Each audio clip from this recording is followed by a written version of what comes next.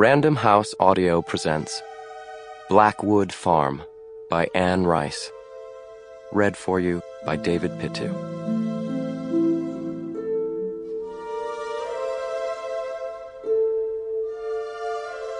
Chapter 1.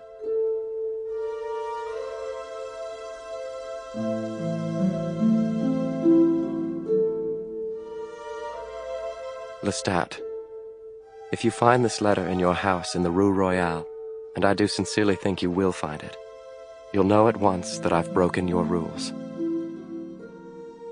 I know that New Orleans is off limits to blood hunters, and that any found there will be destroyed by you. And unlike many a rogue invader whom you have already dispatched, I understand your reasons. You don't want us to be seen by members of the Talamasca. You don't want a war with the venerable order of psychic detectives, both for their sake and ours. But please, I beg you, before you come in search of me, read what I have to say.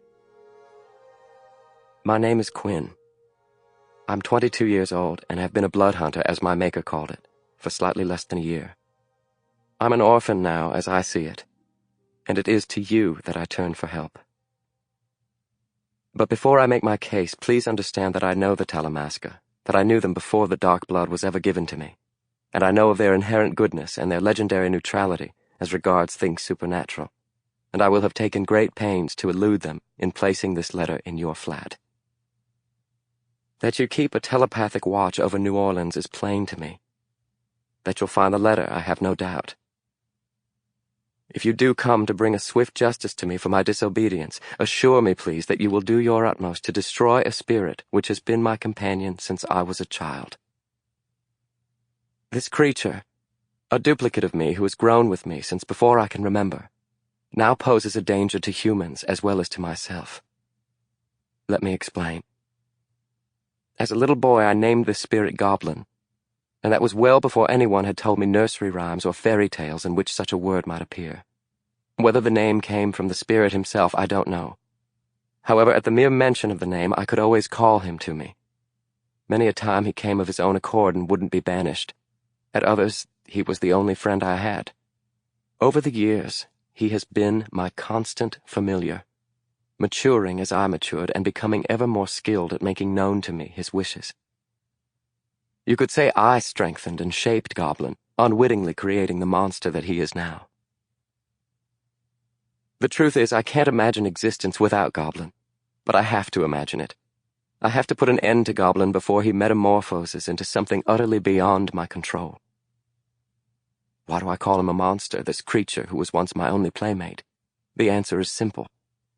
In the months since my being made a blood hunter, and understand I had no choice whatsoever in the matter, Goblin has acquired his own taste for blood.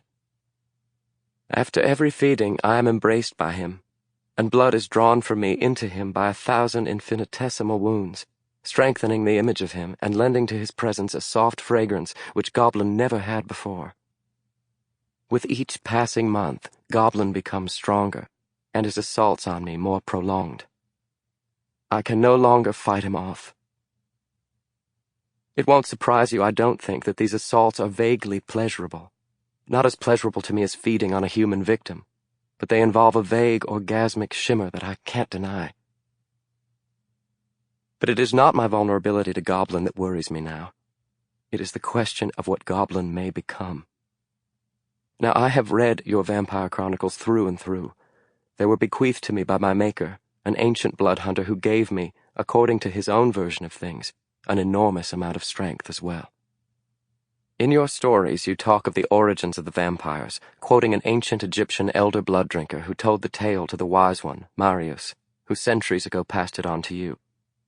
Whether you and Marius made up some of what was written in your books, I don't know.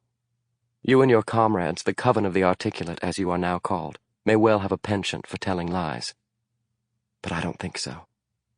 I'm living proof that blood drinkers exist. Whether they are called blood drinkers, vampires, children of the night, or children of the millennia, and the manner in which I was made conforms to what... Sample complete. Ready to continue?